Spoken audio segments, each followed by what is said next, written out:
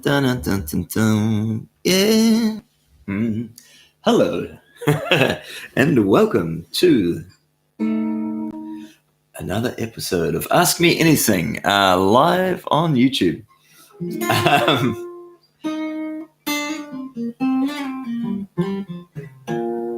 It is making mistakes in the music industry. I'm kind of titling these now, and just because there's two things, I guess. Is one, it means we can start off and have some sort of discussion and a bit of a chat and, and launch in with a topic. And then obviously, as you all know, because you've watched some of them probably by now, unless you just joined the channel, I literally jump online Tuesday nights.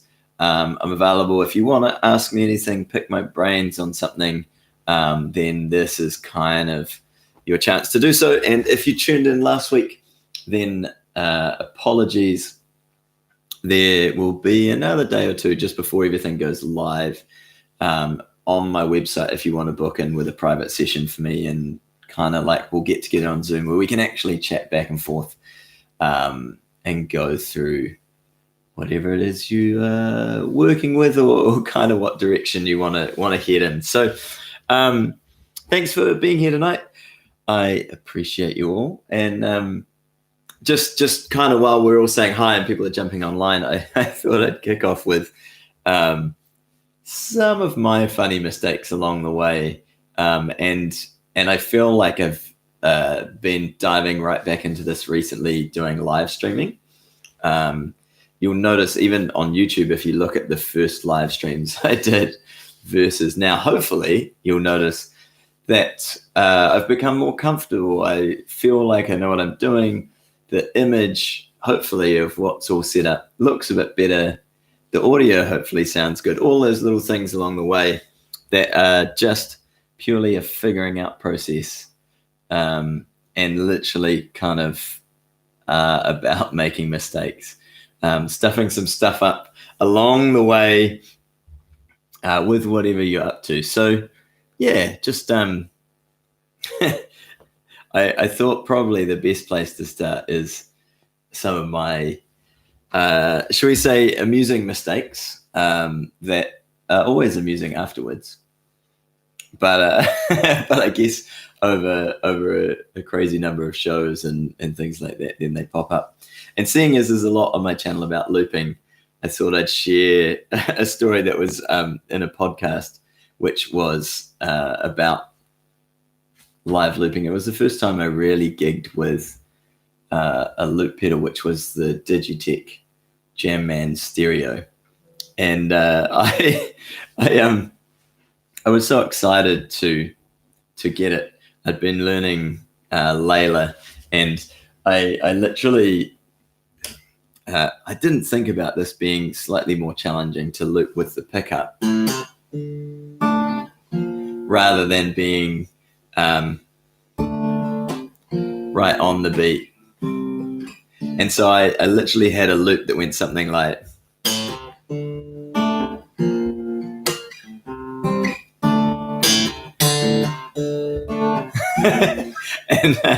and I also, because the pedal was new, had basically no idea how to stop it. I was doing a golfing event that was probably one of the most prestigious events that I had played at that point. And suddenly, instead of this addition to my set, which was going to be cool and funky, I genuinely had it got worse. And I had this loop. I couldn't stop it. I was tapping on everything. I'm sure. And maybe it wasn't that long, but it felt like a very, very long time before I managed to stop the loop. And I did not touch it for the rest of the show. And obviously went and practiced after that. But I've never been hired for their golfing event since. But hey, Chomley, nice to have you here. Hi, everybody. If you've just joined, just because I thought it would be a comical way to start off, I'm sharing some of my fun mistakes along the way. And yes, I've probably done most of the same ones that you have in terms of doing a show, wondering why there's absolutely no audio, trying to do everything following the signal chain. Like, okay, it's going into my mic, that's going into the desk, the master's up, it is white, like that's going to my speakers, that's all good. Oh, the desk is not on. I have done that, yes. I'm sure we all do that at some point. Hey, Ravi, thanks for joining in again. How are you? Nice to have you back. I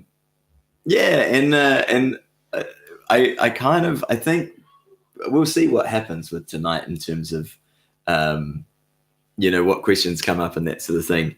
But I kind of thought recently that the biggest area that I feel I've been making mistakes in is the area of live streaming. And that's partly because it's new, partly because each platform, this is, what are we, number 27, I think? 20, somewhere there. So, all good, brother. But on YouTube running these, I feel like I'm quite comfortable, I'm quite confident, I know what we've got, the chat's there, all that sort of thing. Then I dived into Facebook and started the process again, and it's a whole different story. What comes naturally out of my camera, which produces a nice stream on YouTube, suddenly on Facebook looks very jittery. The first few streams, if you go and watch them, there was audio sync issues, so we were out of time. We did the whole stream anyway, not really knowing. And I presume people just didn't watch and maybe listened, I hope they did it that way. I hope they didn't just turn down the audio and watch us because the audio is out of sync. But I guess these are things that literally you can go and study and get all this to a great level, but there's some things at some point that you're only going to learn that are going to be by doing it. And I am a bit guilty of probably jumping in before I have it all figured out and doing something. I just find it works for me. And yes, I'm sure I frustrate people and lose a few people along the way that maybe would benefit from some of the videos or some of the shows and would enjoy them because we've had technical issues and and all that. So, cheers, Gary. So yeah, actually you were on for those streams, and I think the very first one, I think there's nearly 10 minutes of us working out. We had a hum that we couldn't seem to figure out. It's literally a lot of my back to the camera trying to sort audio issues and get it working. But there's some magic and some power in just jumping on and doing it. And since then, I feel like we're still going through some teething issues in terms of the stream with Shimna and I. And we actually just put up a page where we have sponsorship, and I kind of want to talk about that as well, because this is a lot of people, I think, presume we know exactly what we're doing, presume we've maybe figured out the right price, what value is the sponsorship versus to others versus how does that work for us. And love it. I'm guilty of listening to you with headphones while busy getting home. Unbelievable. Can't believe I don't have your full. No, I'm kidding. Thanks. I appreciate you all tuning in. And my goal with both this live stream on YouTube, the Ask Me Anything, and as well as the stream on Facebook on Thursday nights, is literally that it's either fun or entertaining, or I provide some value by us being able to hang out and chat and connect and interact. So, but yeah, I just so we kind of complete things, because as you know, I jump all over the place. Shimon and I literally set up on our website a sponsor us page, which gives the opportunities for businesses, individuals to sponsor us. And that's grown out of just doing the live streams each week. And I don't know, we really don't know. We picked a figure that we feel would potentially work for companies, businesses, people that want to sponsor us, that also can work for funding us in terms of what we're doing and the time and effort we're putting into this. So it's an interesting juggle. It absolutely may change, and it absolutely will change at some stage as we grow that live stream, and we become more valuable to businesses and companies and that sort of thing. So I just kind of wanted to put that out there because it's happening now, and it's not something that's necessarily perfect. The market will give us feedback, right? If no one joins and sponsors our streams from here on in, then okay, cool. We probably set it too high. If it completely books out and we're like, oh my gosh, every stream is sponsored, people are jumping on board, maybe we need to adjust the price and raise that. But I think that's something that happens in the market. And how you perceive yourself as well. So that's a little bit of a mystery. But Ravi, newbie mistakes. Are we talking in terms of let's say shows, right? You're going to do an open mic tonight. So I'm guessing we're talking in terms of maybe performance versus technical gear setup and that sort of thing, but maybe both. Let me know. Monetizing art is intimidating. Yeah, I mean, I think it's a really interesting one because just switching back to that, we're going to be doing the live stream anyway, and this is the interesting one for us. Literally for Shimna and I, the happiest, the fulfillment for us is getting comments from people saying, I really enjoyed the stream. I love hanging out. Thanks, you brightened my Thursday. That's us like fulfilled. And then what happens is we realize like, oh, we actually need money to buy food and live, right? So I know some people are wired differently. They're literally like, I did this thing, so my fulfillment is getting paid because that's the appreciation. So I know a lot of artists are wired kind of the same as Shimna and I, where it's like, we're just really stoked. We feel really happy. And then we kind of like, oh, right.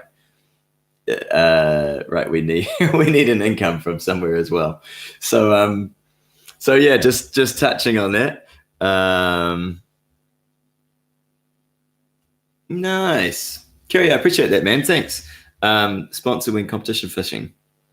I like it. I have just started doing that. I just sent the first one out yesterday with a proposal. So but I appreciate that, like actually detailing everything, and that's what we've tried to do, I guess, on the website link as well. So yeah, in fact, you know what? I'm gonna copy this because I've been working on it and put it in the chat so that if you want to go and see what we've done, and yeah, again, critique it, like it, don't like it, that's okay. This is us currently in progress. Thanks, man. Appreciate it. Yeah, so we're trying to make it as easy, obviously, for people to say, yes, that seems like a good fit, or no, that doesn't seem like a good fit. No worries, you know? Yeah. So we will see. I will keep you posted in a future live stream, perhaps. But okay, going back to Ravi, newbie mistakes. I think if I look back for myself, one of the big things over a longer period of time was judging myself for playing a show, and if people didn't clap or I didn't seem to have the audience on side, I would be quite harsh on myself or judge myself that, okay, maybe no one like it? Did I sing badly? Did I do this? Did I do that? And it's a dialogue I think a lot of us get into. And over time, a lot of that for me was just performance time and confidence of playing different shows where I started to get feedback, or actually uploading things on YouTube where people would comment, and I gained more confidence from that because the comments I got back in general were like, hey man, I really liked your rendition of this, which really, it just helped me versus doing a bar gig and people might have really appreciated all night, but they're also having their own night, and you don't get any feedback, you don't get any comment in it. You can look, someone will be tapping their toes, you might get a smile or this sort of thing. But in New Zealand, we actually have quite a disengaged, especially the kind of more pub scene, cafe sort of scene, versus putting on your own show. So there's not a lot of appreciation that happens verbally or that's expressed, because we're shy New Zealanders that wait till someone else claps before before we'll join in. So I would say that's one of my first ones that I would beat myself up after shows for that. And I think part and parcel of that is also working on your craft. Have the awareness at home to sing different pitches. See if you are in tune, to record yourself and listen back, and as much as you can, leave out the judgment. Just really listen to yourself and listen to Ed Sheeran or whoever you appreciate and inspire to be like, and just literally go, is there a difference? And be like, okay, I currently feel I'm here. It might be miles away from where you see or think the other person is, but the thing is, like, okay, next week could I go to maybe here or just a little bit higher? And if you take out the judgment of yourself and be like, okay, cool, maybe I think I'm average right now, could I get a little bit better? You'll be amazed how quickly that shifts versus throwing the guitar in the corner and and just being like, oh man, I'm terrible. And I think for me, realizing that we have good days and bad days as well. If I was to sing today, my voice is really struggling. I would change keys and do a lot of that stuff. And that's something I've learned, just to accept that some days I'm going to have really good days and everything works, and I just think magic. And other days, not so much. I've learned to adjust within that to make it still a good show. So that I think as I improved, just my bass level slowly started coming up. So it was like my very worst gig would only get down to here, whereas when I started out, I could have a good gig, but my worst gig would be like really bad. So as I improved, I actually brought, I think, the bottom part of that up. And I think that's what's happening with our live streams at the moment too, to be honest, as we figure things out and we get more comfortable performing without a physical audience in the room. Shimna and I were talking today, and I think we've done 7 live streams together, and it feels to me, because it's such a different format, it feels to me like I'm back in high school doing my first gigs again, and I mean, like, how does this work? How does this land and that sort of thing? Hey, music nerds, welcome. Who knows? Love it. Hey, Paul, how's it going? Ravi, 10 minutes left. Newbie mistakes, monetizing music. I would say 2 things. I would say if you're getting gigs and you have enough shows that you're doing, then great. If not, I genuinely, when I can only kind of give you what I did, but when I started out, I was busking, and I was, whatever shows came up, if they said it's $100, I would go great, and I would do the show. If they said it's $300, I would go great, and I would do the show. I didn't negotiate. I didn't try and say I think I'm worth this or that sort of thing. I let everything be dictated by what came in. So yeah, and then over time, I actually realized that I was kind of worth a lot more. Like, people really wanted me playing at their venues. I remember doing one barbecue, and I don't know what I charged them, but it wasn't particularly much. And they were like, holy shit, we have Chris Martin at our freaking barbecue on the lawn. And I was like, I felt great. I was like, oh, thank you. But at the end of the gig, they were like, can we give you more? Like, can we?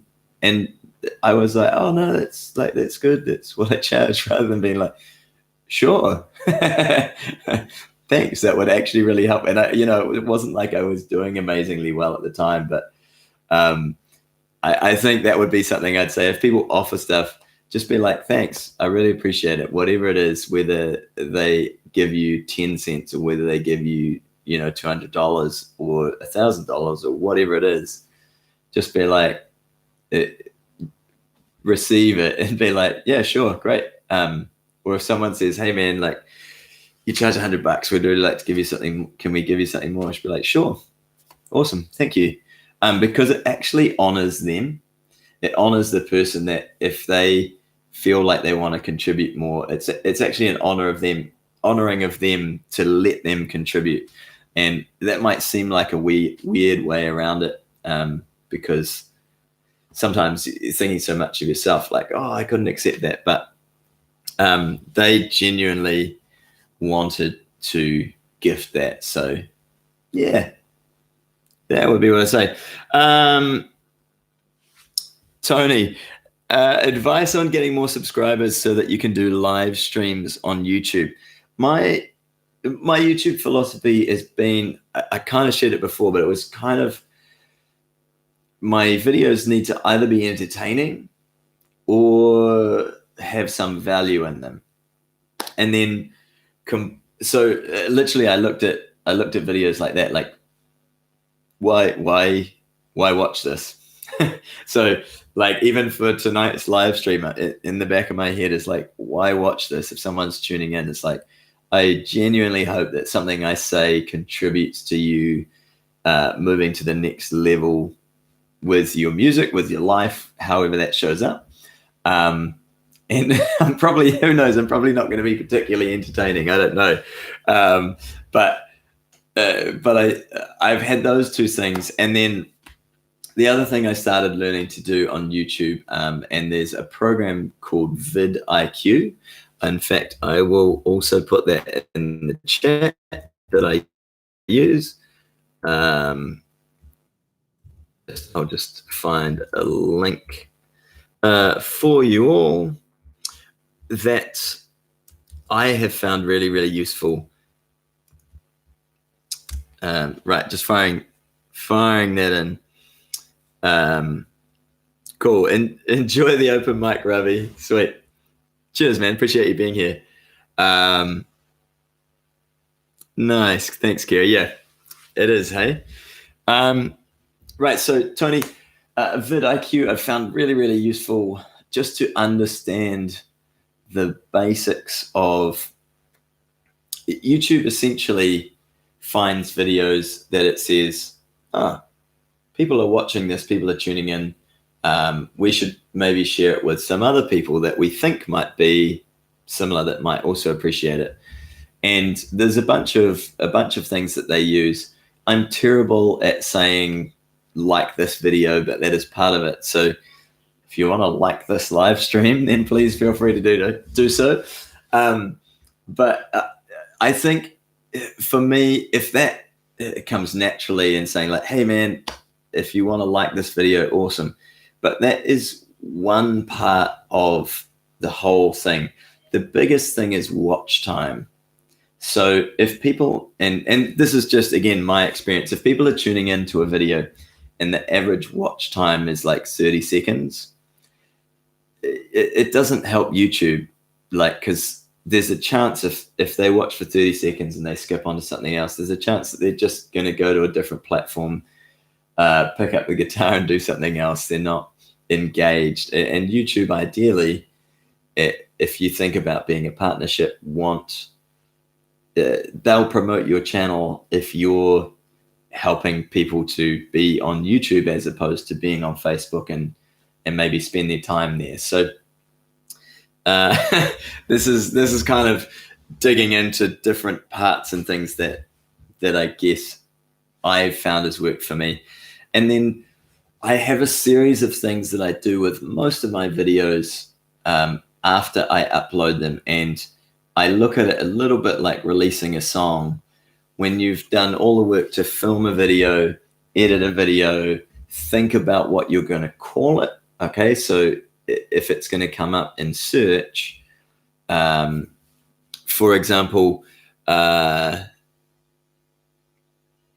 cool. Sorry, Kerry just put, provided your content is entertaining, the best way to increase subscribers is to post regularly and often. So that's kind of a fundamental that you need to be doing. If you look at TV shows, they used to be Monday, 7 p.m. every Monday.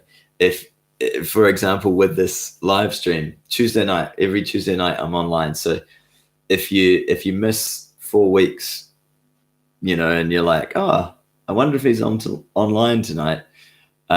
Yes, I probably will be. So there's a kind of consistency, and we're creatures of habit. So if something we're enjoying, we tend to tune in, and then maybe down the track life changes and we don't, and that's fine. But the other thing I've found is titling things in a way that is search friendly as well. So YouTube is the second biggest search engine. Google is like purely search, but YouTube is used very much as a search engine. So for example, Kerry, on your channel, I'd be really curious what your highest search is. But Kerry has a great fishing channel where he heads out up north, well, all over the country, to be honest, but at the moment, mostly up north in New Zealand, does all these epic fishing missions. And I suspect that, I'm curious, but I suspect that some of your videos that maybe mention, like let's say crayfish, I know you've got one somewhere there that's like massive crayfish or something like that. I love it. Your highest search is for you. Like my highest search on my YouTube channel is for the live track L8 at the moment. That's taken over everything, the review I did. So yeah, but I think that I would contrast this by saying, if your video is, instead of saying I had a nice day fishing, like, then you're sort of competing for the word fishing on YouTube. I would just make it more specific. So I'm using you as an example now, Kerry, with actually really very little understanding about fishing in general. I'm happy if I get a nice kahawai or a snapper, but maybe I would put something like that, like catching snapper in the Bay of Islands. So you've got maybe snapper as a term and a location as a term that can start to show up, where if someone's also just watched a YouTube video on the Bay of Islands, there's now a connect that YouTube goes, oh, maybe we should show them this one. This is in the Bay of Islands as well. So, yeah, Tony, I hope that's helpful. It's that's a little bit how I think, and just in terms of the titles that I use, I aim to have something that people can kind of latch onto, rather than, yeah, and hopefully tells a little bit about what the video is as well. So I guess that would be the last thing, is don't go titling your video catching snapper in the Bay of Islands, because you think you'll get a lot of hits if it's really if it's you playing guitar. There should be some connection between, like, okay, cool, the title, the thumbnail grabbed attention, and I mean, one of the obvious ones, if we're doing cover videos, I think, is I would just try and put, and I don't know if I do this now thinking about it, but if you were doing a cover of, what do we do recently? Charlie Puth's We Don't Talk Anymore. You're kind of, you want to maybe think about, like, you can put We Don't Talk Anymore, Charlie Puth. I'm not going to come up and search for that if I put that out as a channel. But if I put loop cover, so it's now getting slightly more specific. If I put acoustic guitar cover, something that's still about the video, but maybe slightly more specific, then there's a chance that I'm going to show up for those sort of things. So that's a little bit how I think of it. It's not a guaranteed thing by any means, but a lot of my videos do rank in search queries, and they don't rank for the most basic one, like Charlie Puth, We Don't Talk Anymore cover. I wouldn't rank for that, but I expect I'd rank if I put loop cover or acoustic cover or something like that. So love it. Catching fish and how to get chicks. Nice. I'd say the music nerd's got some interesting videos coming out. Who knows? Titles and thumbnails are everything.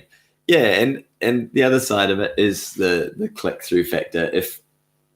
If your image is dark and not appealing, then to be honest, we're not going to click on it. We're drawn to shiny things. Me personally, we're drawn to things that catch our attention. So that's the flip side, and this is where you get the clickbait debate. If I've made good content, how far do I go with pushing the title and the image so that people click on it? And then once they're watching your video, do they stay? So yeah, it's there's a bunch of those things. There's a bunch of stuff online as well that you can learn and go through. But I highly recommend vidIQ because it's absolutely free. You can pay for things if you wish to. I don't. I just have the free version, and it means that I can also see what on other people's channels and videos, what tags they're using, what's going on. So if you want to install that, you can literally see all of the tags that I've used on my videos. You can see if it comes up in search or not for those tags and things as well, which I find super useful. But yeah, so yeah, I hope that's useful. We're kind of like diving into the YouTube thing tonight, which is interesting. There's been a few more people asking about it and kind of heading down that route, I think, music wise. And I think the thing is, it's just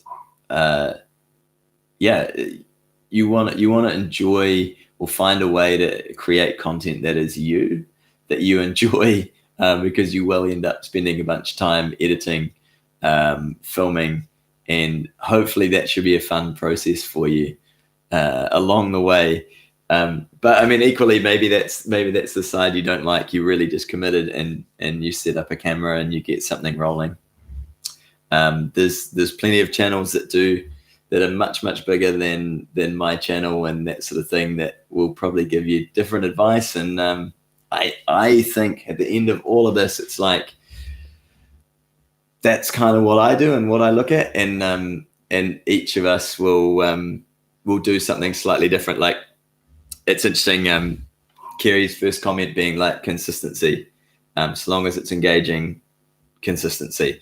And then John Paul's first comment is like title, thumbnails.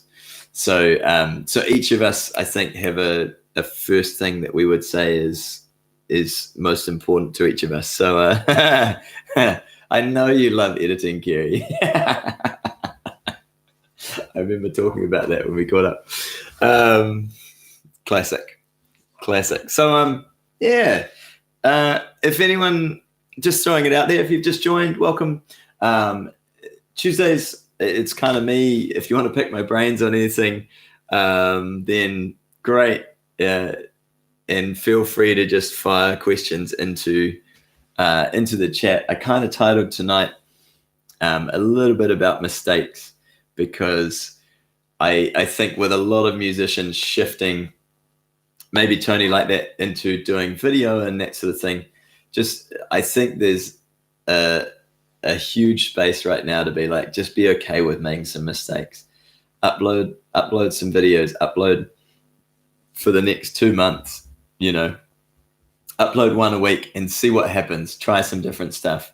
This Ask Me Anything, I started kind of the start of our lockdown here, and it was a totally new thing. So I could learn quickly, like if literally, the comments and feedback was like, what on earth are you doing? Then I might have reconsidered. But I feel like this does give some value, and I've really enjoyed the kind of community of actually being able to interact back and forth live.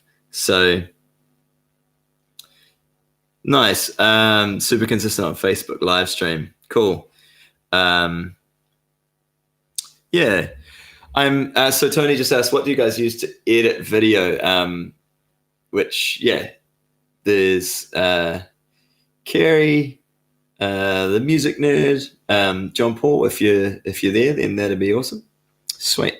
I use Final Cut Pro to edit, and I would be unlikely to change now because I'm so familiar with it, and I can do everything I want to do.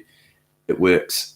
There's possibly better options out there, but at the moment, the time taken to change my setup would be more than I want to do at the moment, without a very strong reason to start that learning process in another app, I think. Nice. So yeah, we've got iPad using LumaFusion, Premiere, and HitFilm Express. Okay, that's one I haven't heard of, Kerry. Is that the reason you don't like editing? No, I'm kidding. But yeah, I mean, all of us use different things. I would say, so long as you can create some basics maybe of color grading, just so that the images, I see a lot of musicians' videos that are basically dark, like just hiding, I think hiding in the corner of the room, playing. And there's some simple things you can do to just have colors pop out and look a little bit more engaging without too much knowledge. Even in iMovie, there's some color grading options that you can do and adjust. So that would be my my overall thoughts. Cool. GoPro free software. Nice.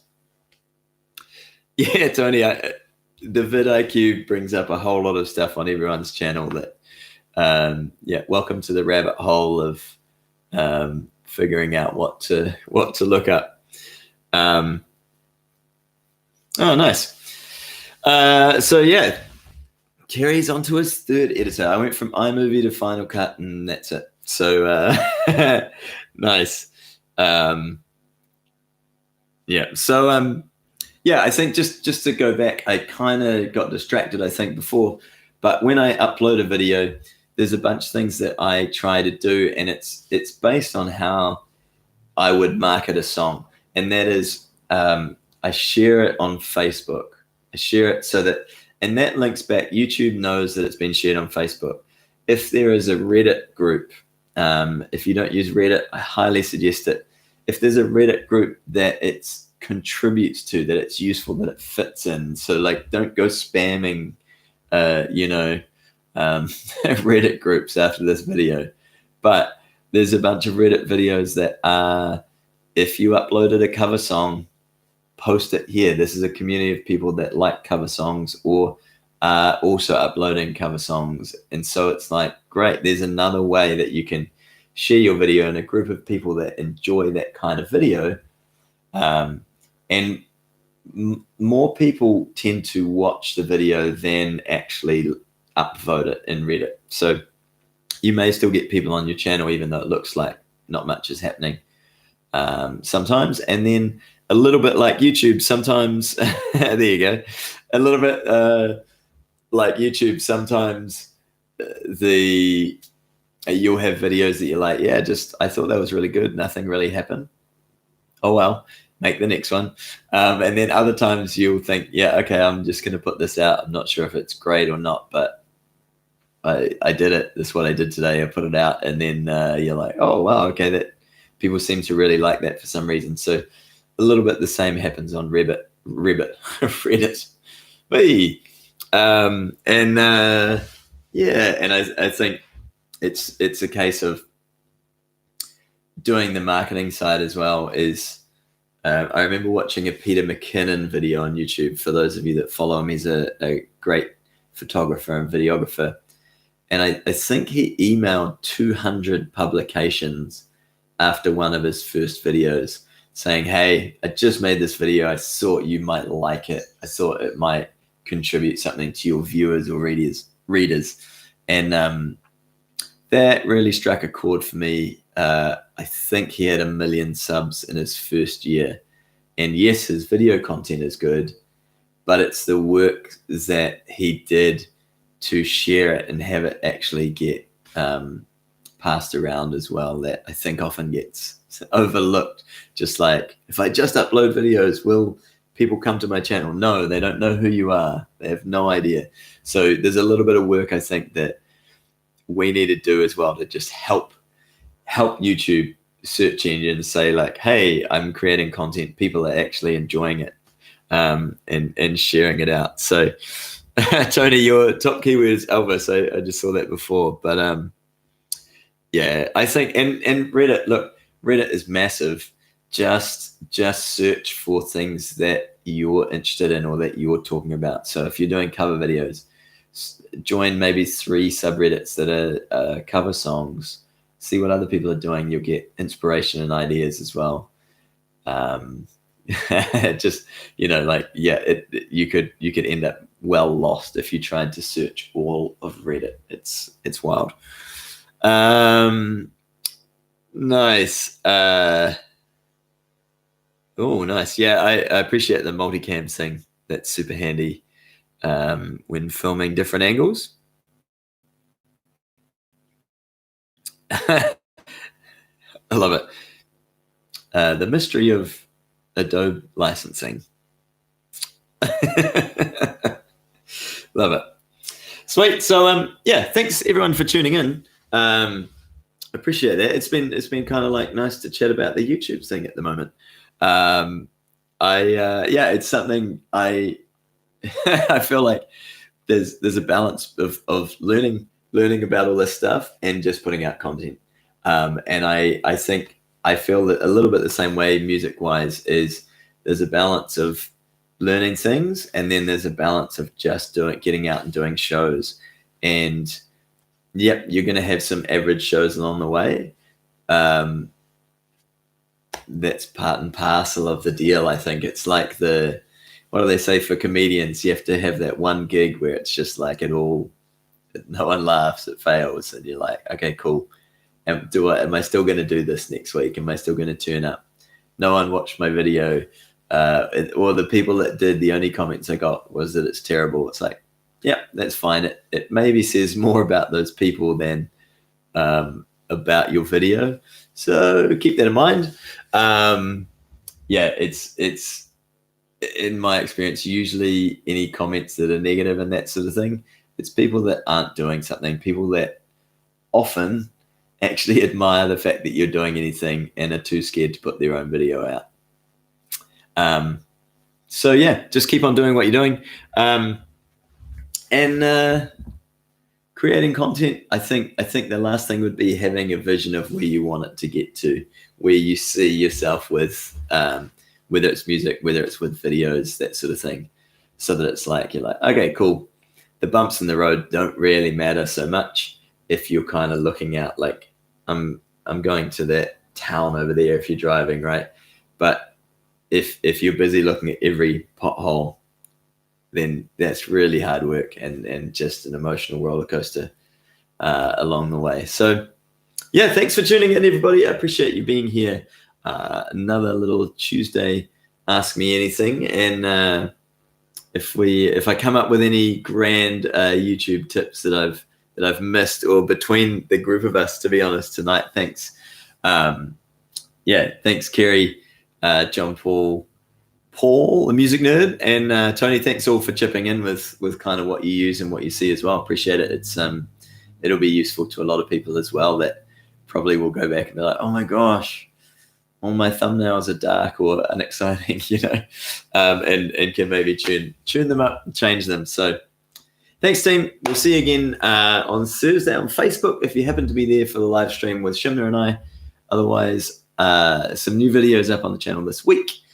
And aside from that, I will see you on next Tuesday with another Ask Me Anything session. So nice. Cheers, Tony. I look forward to them. Thanks, John Paul. Sweet. Cheers, team. We will see you later.